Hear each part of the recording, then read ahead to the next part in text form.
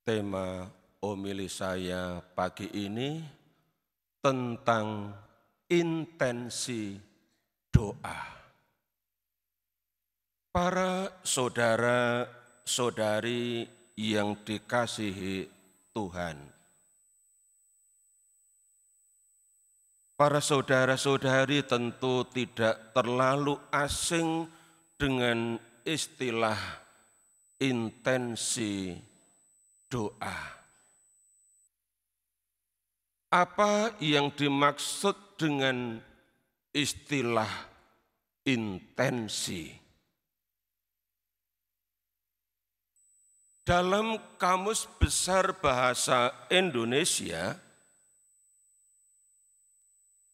kata intensi punya dua arti etimologis. Pertama, intensi artinya maksud atau tujuan. Jadi maksud doa itu apa? Tujuan doa itu untuk apa atau untuk siapa? Lalu pengertian yang kedua dikatakan di sana, intensi artinya keinginan atau sesuatu yang dikehendaki atau permohonan khusus yang diajukan oleh umat dalam perayaan misa. Penjelasan ini ada di situ dalam Kamus Besar Bahasa Indonesia. Maka intensi doa maksudnya permohonan doa, permohonan khusus yang diajukan oleh umat dalam perayaan Ekaristi, maka disebut intensi misa, atau disampaikan di luar perayaan Ekaristi, disebut intensi doa. Lalu apa bedanya dengan wujud doa? Dalam Katekismus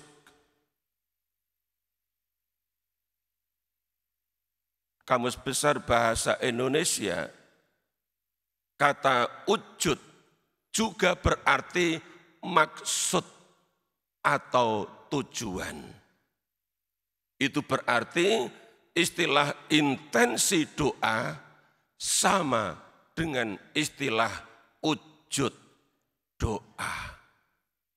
Nah, Bapak Ibu, saudara-saudari yang dikasihi Tuhan, dalam Injil tadi, Injil hari ini, kita mendengar sebagian dari doa Yesus yang ditulis oleh penginjil dalam Injil Yohanes bab 17.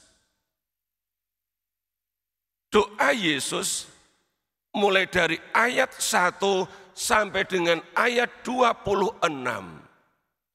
Dalam satu bab hanya tentang doa Yesus kepada Bapanya.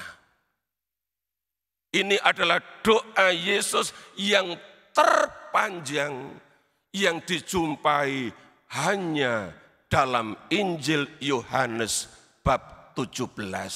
Yang kita dengar tadi ayat 20 sampai dengan 26. Bagian ketiga dari keseluruhan doa Yesus yang panjang itu. Nah, dari ayat 20 sampai dengan 26 memuat intensi doa Yesus kepada Bapanya. Ada 3 intensi doa Yesus yang disampaikan kepada Bapanya. Intensi yang pertama yakni supaya para pengikut Yesus, orang-orang yang sudah percaya kepada Yesus, mereka menjadi satu.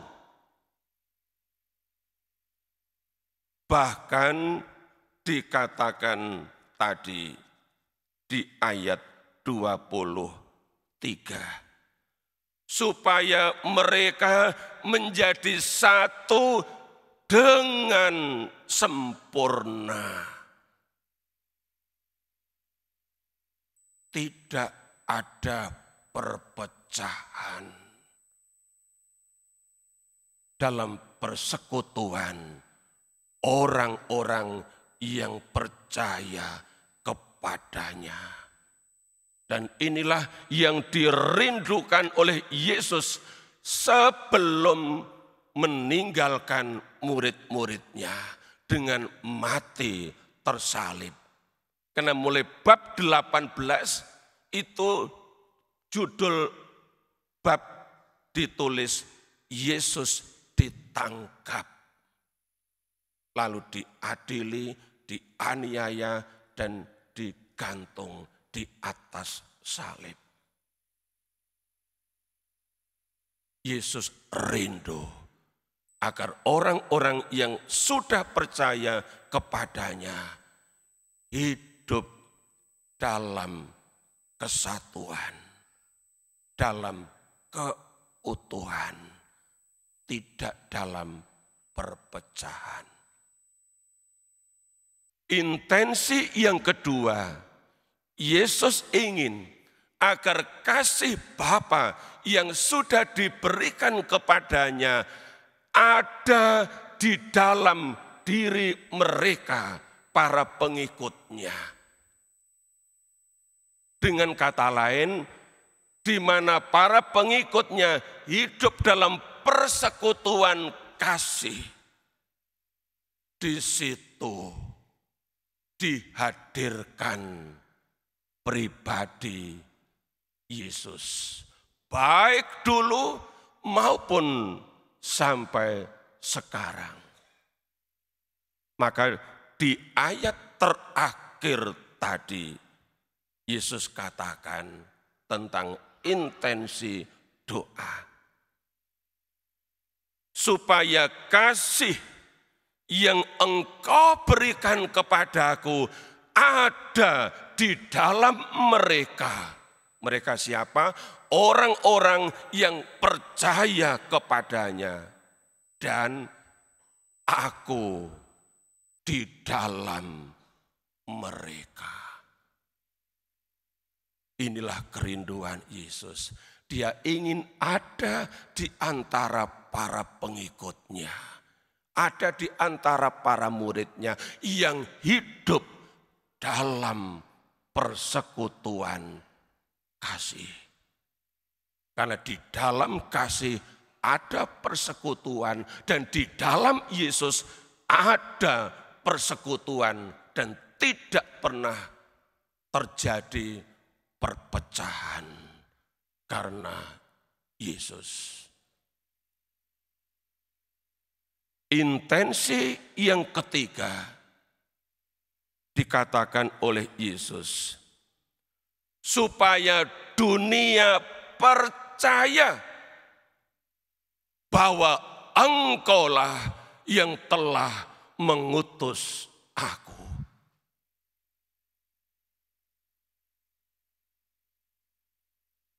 Dikatakan tadi di ayat 21.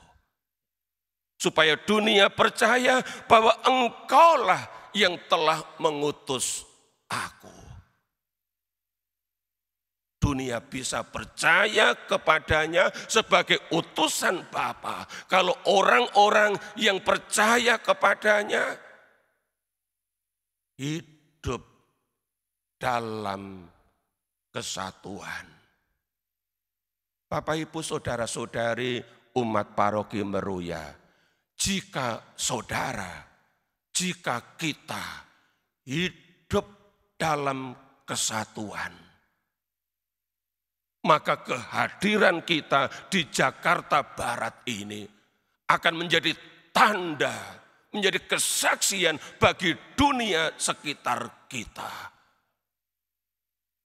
Bahwa kita adalah pengikut-pengikut Yesus yang diutus Allah untuk hadir membangun persekutuan di tengah-tengah masyarakat.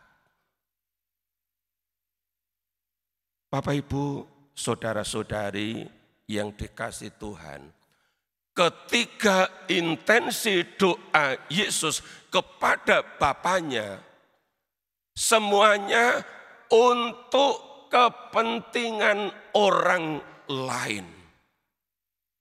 Maka kalau hal ini dikaitkan dengan jenis doa yang didoakan oleh Yesus masuk dalam kategori doa syafaat.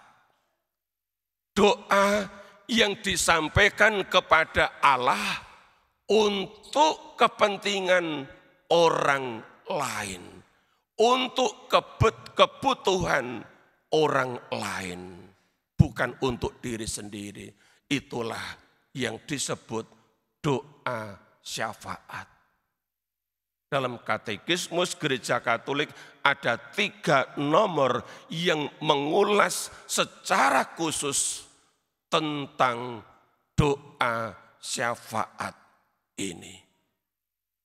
Dari bacaan pertama, Kisah Para Rasul bab 7 ayat 55 sampai dengan 60, dihadirkan sosok seorang pendoa syafaat, yakni Stefanus.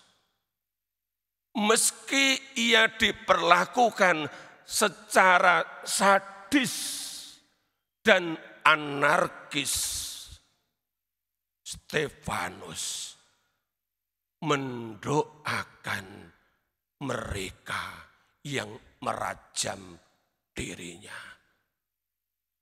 Perhatikan di ayat terakhir tadi, bagaimana Stefanus berdoa, Tuhan, janganlah tanggungkan dosa ini kepada mereka, para penganiaya dirinya. Doa yang pendek, doa yang singkat ini memahkotai seluruh hidup Stefanus. Perhatikan ayat ini, ayat 60. Kalimat berikutnya ditulis oleh penulis kisah, yakni Lukas. Dengan perkataan itu meninggallah Stefanus. Ia meninggal setelah mendoakan para penganiaya. Tuhan, janganlah tanggungkan dosa ini kepada mereka. Luar biasa doa ini. Bapak, Ibu, saudara-saudari yang dikasihi Tuhan, Yesus dan Stefanus telah mengajar kita bagaimana mereka berdoa. Yesus dan Stefanus berdoa bagi kepentingan orang lain. Intensi doa yang ia persembahkan kepada Tuhan, yang dipersembahkan kepada Bapa, bukan untuk dirinya, tetapi untuk kepentingan orang lain. Bapak, Ibu, saudara-saudari, apakah kita punya semangat yang sama? Punya intensi doa untuk kebutuhan orang lain.